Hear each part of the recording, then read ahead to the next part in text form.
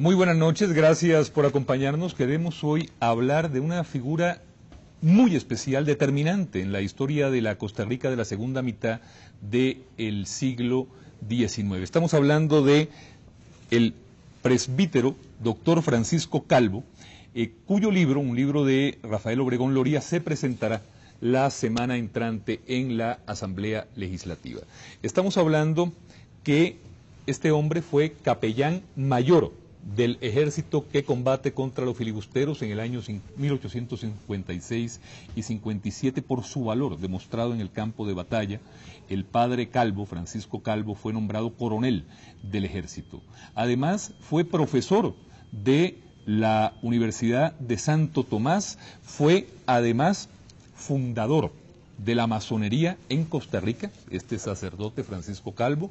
También fue la segunda figura más importante después del obispo en San José y participa en la creación de la primera organización gremial de trabajadores en nuestro país. Antes de presentarles a los invitados de hoy, quería nada más leer un epígrafe de Víctor Manuel Sanabria, quien, hablando de él, decía: la última explicación de más de un suceso político la encontraríamos en las memorias del padre Calvo, si éste hubiese tenido el humor de escribirlas. Pues bueno, no tenemos las memorias, pero sí tenemos esta biografía que ha impreso la Gran Logia de Costa Rica sobre la vida de Francisco Calvo.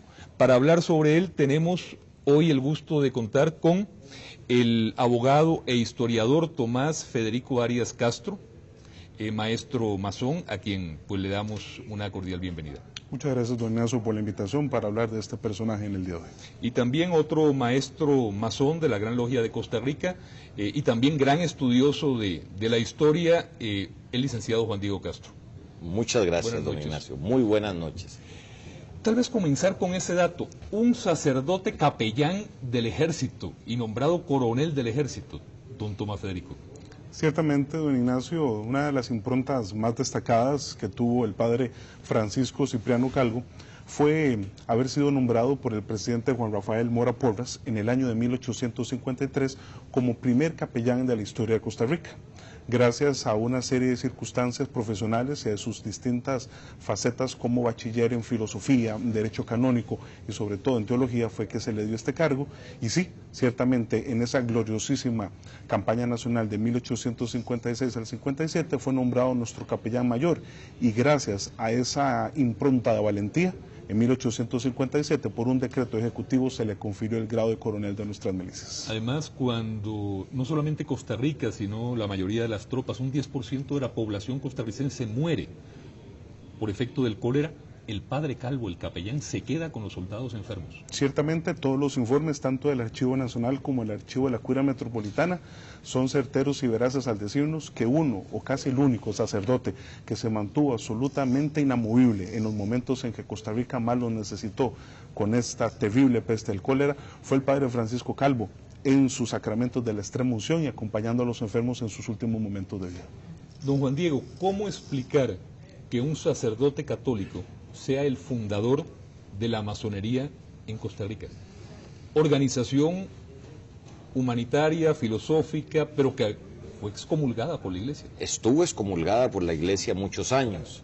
En este momento la cosa no es así. El padre Calvo viene con la encomienda de sus colegas sacerdotes peruanos, y es el que da inicio a la masonería en Costa Rica y en Centroamérica. Y él funda la Logia Caridad número 26, pero adscrita a el Oriente Neogranadino, o sea, a Cartagena, Colombia.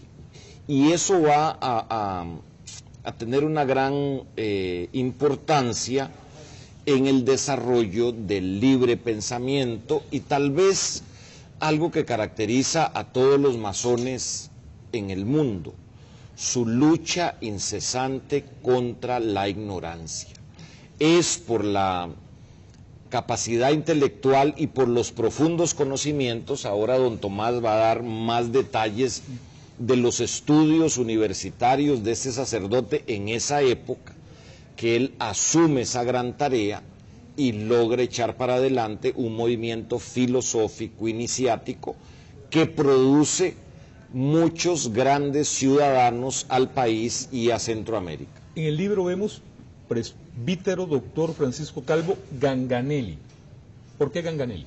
Él asume ese nombre porque en esa época la masonería, precisamente por el debate que existía con la iglesia, los masones asumían otro nombre. Y este es el nombre de un obispo italiano que asume una posición muy firme y muy clara frente a este tipo de cuestiones.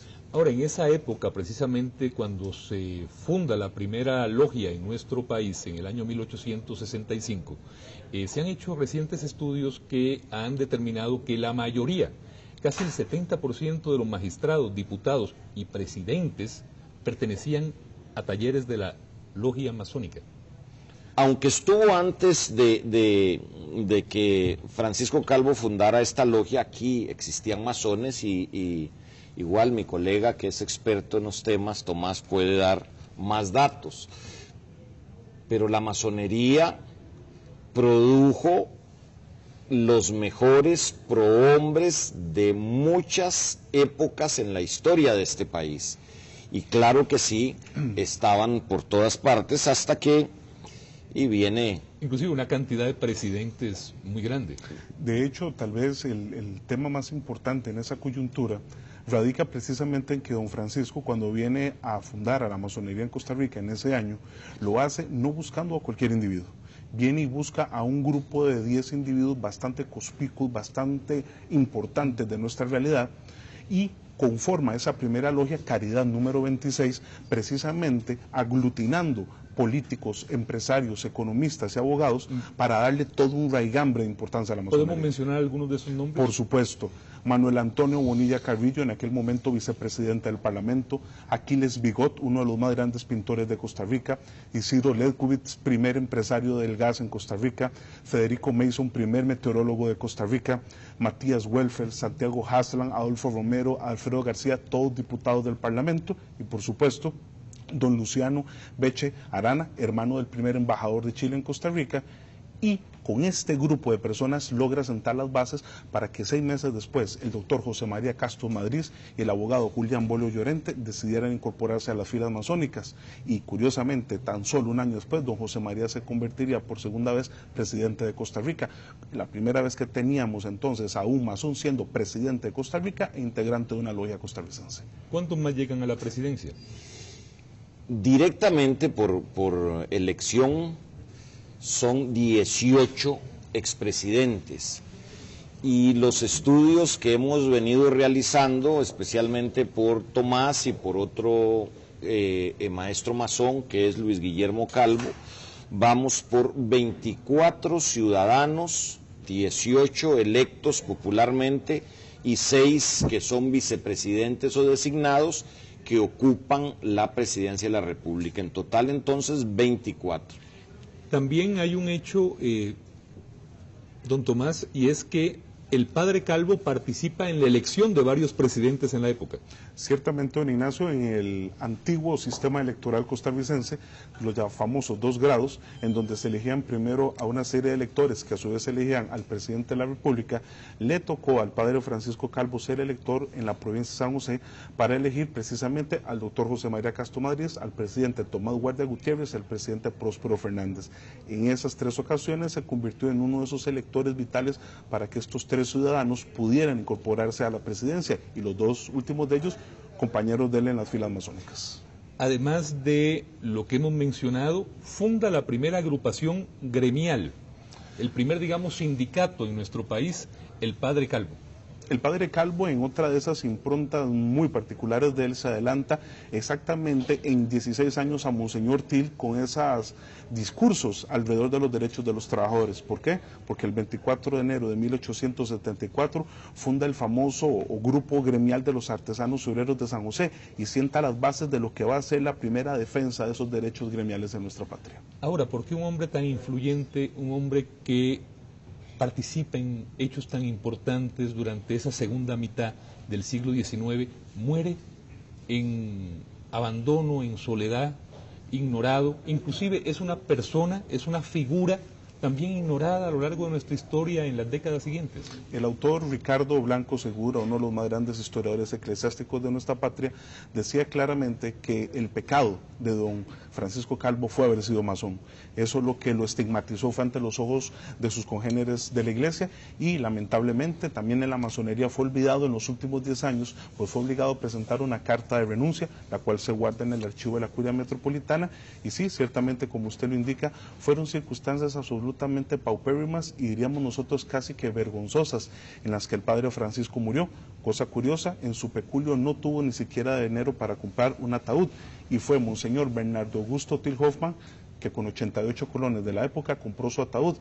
Creemos nosotros en un agradecimiento porque ciertamente Monseñor Till había accedido a ser segundo obispo de Costa Rica gracias a la impronta del padre Calvo.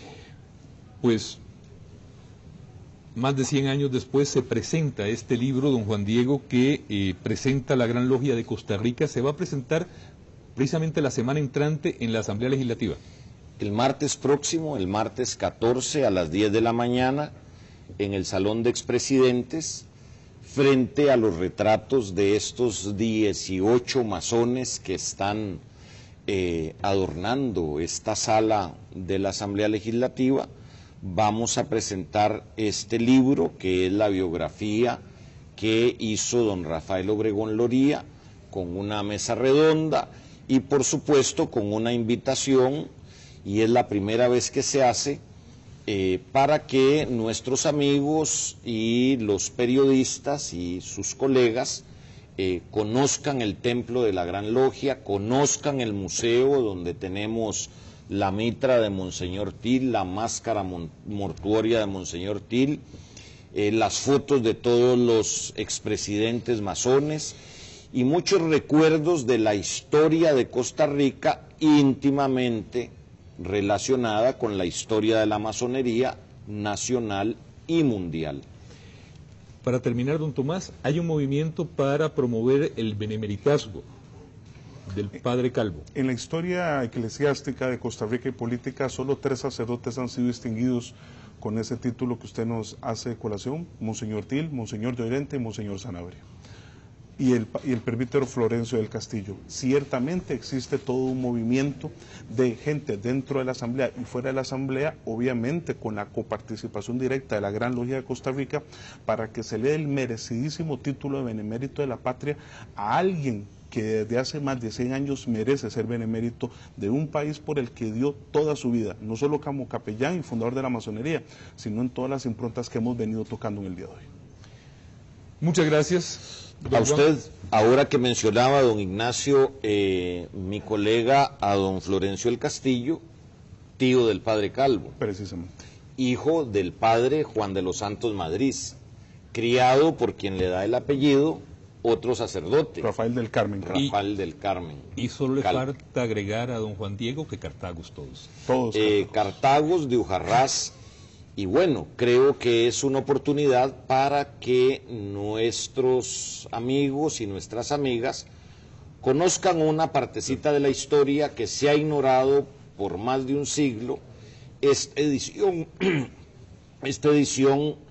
tiene 50 años de no salir al público. La primera vez estuvo a cargo de su autor, don Rafael Obregón Loría, y va a estar, por supuesto, circulando en las librerías nacionales. En la librería Universal. En la librería Universal y también en la Gran Logia, que está diagonal al antiguo Colegio de Sion, en Cuestemoras. Muchas gracias, señores. Estaremos pendientes de la actividad del próximo martes. Gracias a usted. Vamos a una pausa, continuamos con más informaciones.